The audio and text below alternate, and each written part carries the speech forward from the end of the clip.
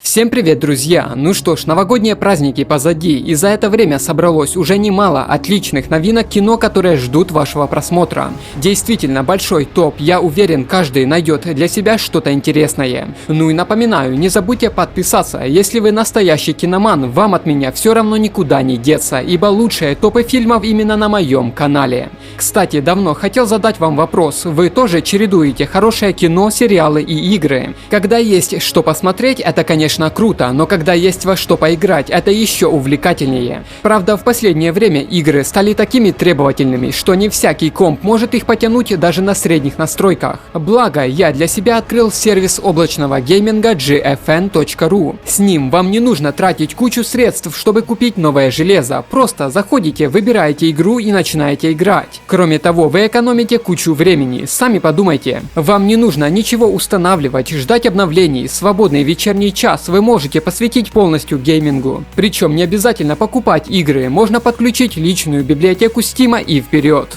Но и на этом плюсы GFN не заканчиваются. Играть вы можете не только на ПК, но и на Android, iOS и даже TV приставки. В сервисе доступно более 7 сотен игр, и каждую неделю добавляются новые. Есть Ведьмак 3, Cyberpunk, Assassin's Creed Valhalla и многое другое. А чтобы вкусить полноценный гейминг сервиса, моя личная рекомендация: подключайте премиальный аккаунт. С ним вам не нужно будет стоять в очередях, вы будете получать подарки от издателей, а также получите доступ к передовым графическим технологиям NVIDIA RTX и DLSS. А при помощи моего промокода Киноиндустрия получите еще и 10% скидки. Ну, чем не заманчивое предложение? Попробуйте, ссылка в описании. Погружайтесь в мир игр вместе с gfn.ru.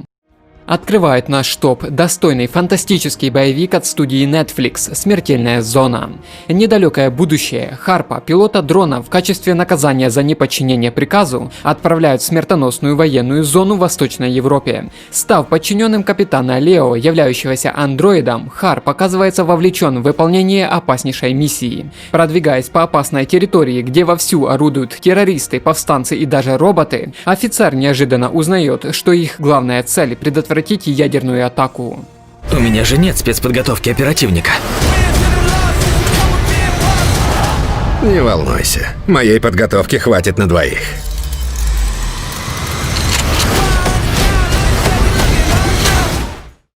Снова Netflix и снова вполне неплохая фантастика «Полночное небо».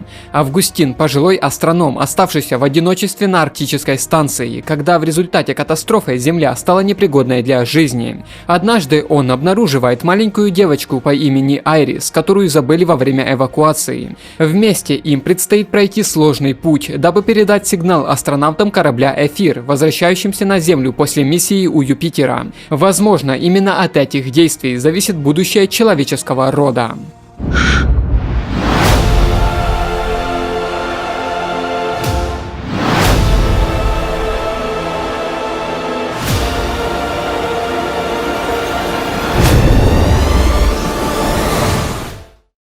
Мрачный, фантастический триллер «Грань времени» поведает о парамедиках Стиве и Деннисе, которые все чаще сталкиваются с серией странных происшествий. Полиция не понимает, что происходит, но на каждом месте преступления обнаруживают упаковки от нового наркотика Синхроник, обладающего странным побочным эффектом. Приехав на очередной вызов, друзья выясняют, что дочь Денниса тоже попробовала модный наркотик, а затем бесследно исчезла. Раздобыв последние образцы, Стив решает принять препарат и отправиться на ее поиски. Я хочу знать, какой смысл всего того, что я делаю.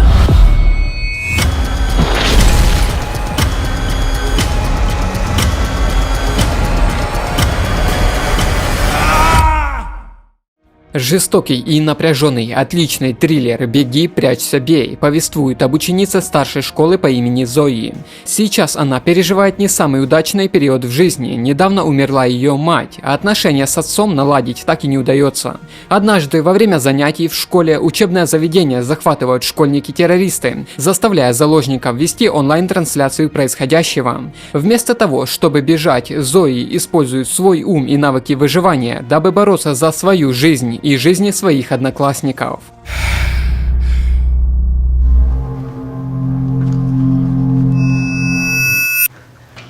Как вам не стыдно? Зои, И между вдохом и выдохом стреляй.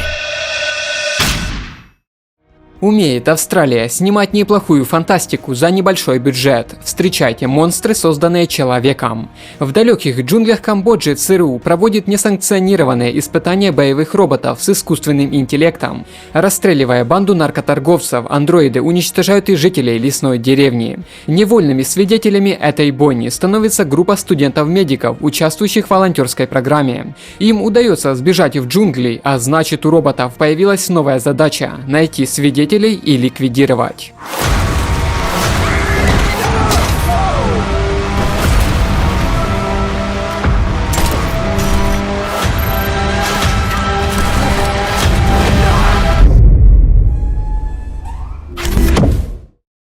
Атмосферный, да и что там, весьма оригинальный хоррор-боевик «Воздушный бой» поведает о молодой девушке по имени Мод Гаррет, которая в августе 43-го получает задание доставить в пункт назначения некий груз под грифом «Секретно». Сев на борт тяжелого бомбардировщика, героиня вынуждена подчиниться приказу и занять место в нижней башне стрелка.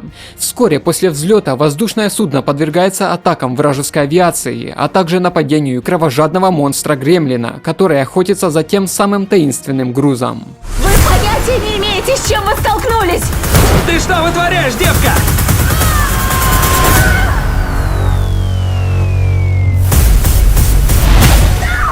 С возвращением на вечеринку, боец! Если вы соскучились по действительно крупным блокбастерам, вашему вниманию высокобюджетная лента по комиксам DC «Чудо-женщина» 1984. Диана Принц привыкла к ритму современного общества. Она работает антропологом, совмещая научную деятельность со спасением людей. Однажды к ней в руки попадает артефакт, который способен исполнять любое желание. Однако воспользоваться им успевает не только Диана, но и застенчивая лаборантка, пожелавшая стать хищницей, а также бизнесмен Максвелл Лорд, желающий стать всемогущим. Барбара, что ты наделала?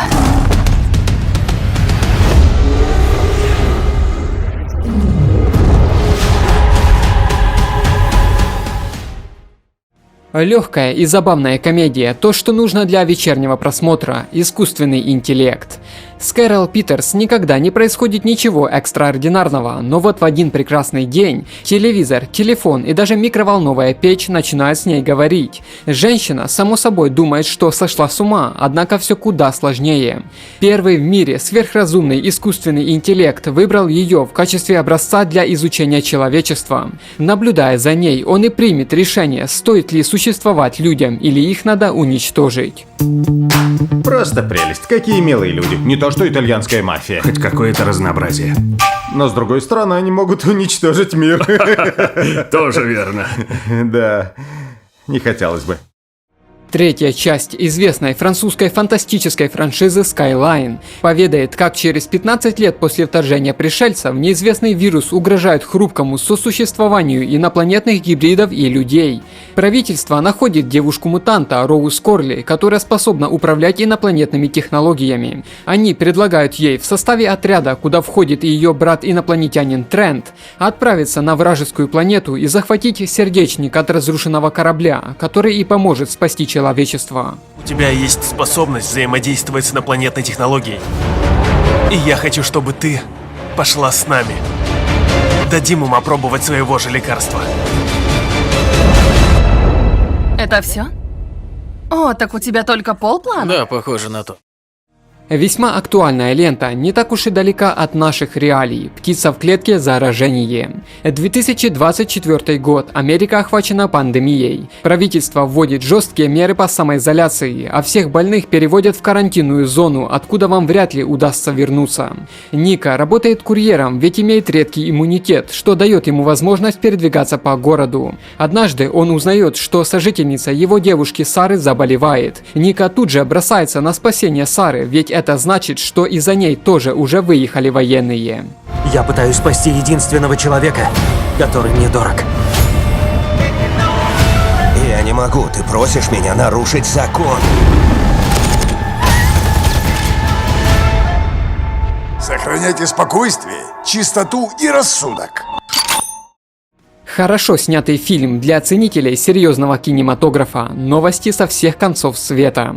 Ветеран Джефферсон Кид зарабатывает на жизнь тем, что путешествует по разным городам и делится новостями с местными жителями. Однажды он встречает 10-летнюю девочку Джоанну, которую похитили и воспитали в племени Кайова. Кид соглашается доставить ребенка к дому ее дяди и тети, единственных живых родственников. Пересекая суровую местность, пара столкнется с природными катаклизмами и человеческой жестокостью.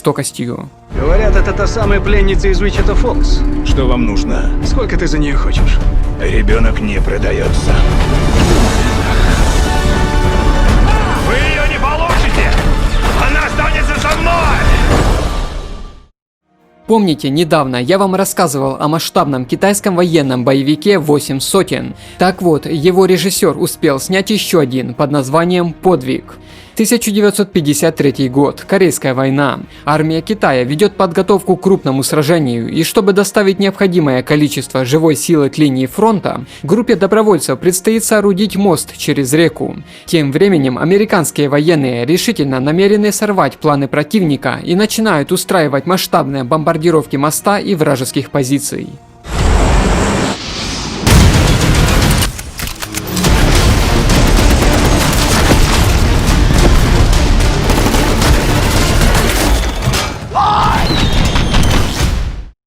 Приключенческий триллер на тему выживания в разного рода экстремальных условиях. Линия горизонта.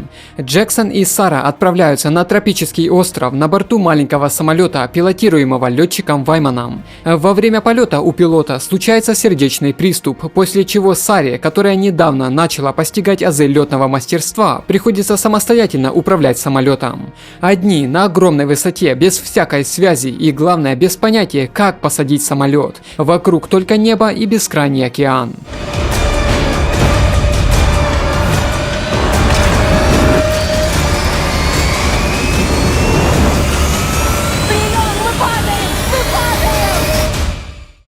Неспешный психологический триллер «Кровные узы» поведает о бывшем шерифе Джорджа Блэклидже, который наслаждается покоем на ранчо в горах Монтаны вместе со своей супругой Маргарет. Трагическая гибель их сына навсегда разрушает размеренный уклад жизни благочестивой семьи. Теперь все, что у них осталось, это внук. Однако со временем невестка находит себе нового мужа, родом из печально известной семьи Уибой. Поняв, что мальчик попал в плохие руки, супруги готовы пойти на все ради возвращения мальчика.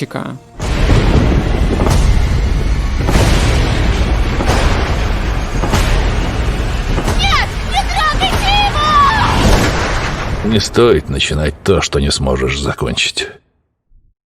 Одной из самых заметных картин европейского кинематографа за последнее время стала комедийная драма «Еще по одной».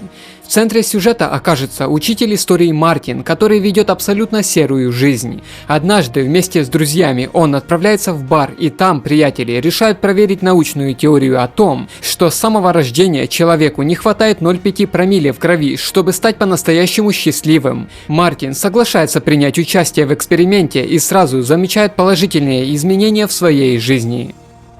Я уже лет 100 так хорошо себя не чувствовал. Думаю, пришло время увеличить дозировку. Хоть немного. За яркую жизнь!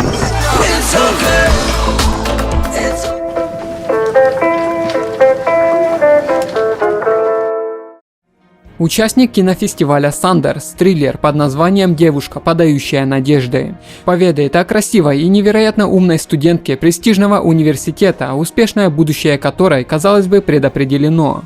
Но одно трагическое событие меняет все. После него Кэсси бросила учебу и стала работать официанткой.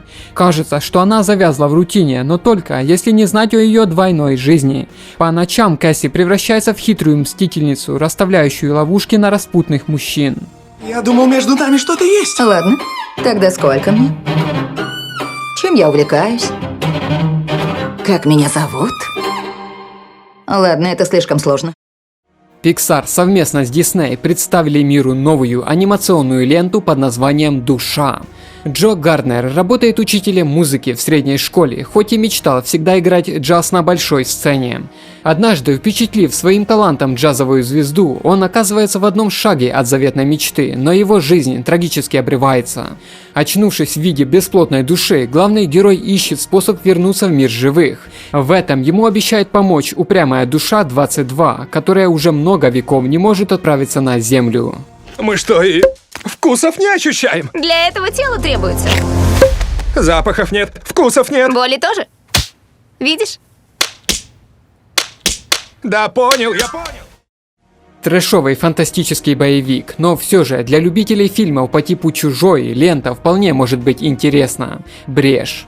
2242 год. Спасаясь от земной катастрофы, космический корабль с остатками человечества отправляется к новой Земле, где надеется возродить людской род. Большая часть пассажиров находится в анабиозе, экипаж занимается ежедневной рутиной, а в это время космический ковчег подвергается нападению. Видоизменяющийся инопланетный организм стремится уничтожить последних оставшихся в живых землян. На этом корабле 300 тысяч душ. Спасательные капсулы! Пришельцам меня не убить, нужно что-то покруче. Так, кто хочет барбекю? Простенькая комедия, без претензий на высокие оценки, но при этом смотрится легко и забавно. Дублерша. Кэнди Блэк, самая известная комедийная актриса Голливуда, имеет пристрастие к алкоголю и скверный характер. Все это не могло не сказаться, и со временем это приводит к закату карьеры, а ее дублерша Паула остается без работы. 5 лет спустя Кэнди оказывается замешана в новом скандале, в результате чего обязана пройти реабилитацию. Она просит свою старую дублершу о необычной услуги, что впоследствии меняет жизни обеих. Тебе вполне по силам нырнуть лицом в коровий навоз, спрыгнув с тюка сена. Фу! Как же душа болит! Стоп! Еще один дубль. Фильмы ужасов, как и кинематограф в целом, переживают сложные времена. Поэтому все, что удалось найти на данный момент, это лента «Голоса». Согласно сюжету, после автокатастрофы Лили лишается зрения, однако приобретает способность видеть умершие души. Ну как видеть, слышать их голоса. Преодолевая трудности жизни, девушка знакомится со своим будущим мужем и готовится стать матерью. Вскоре Лили узнает, что ее ребенок станет сосудом для душ, чьи голоса постоянно слышит. И ей нужно выбрать, кому отдать тело новорожденного.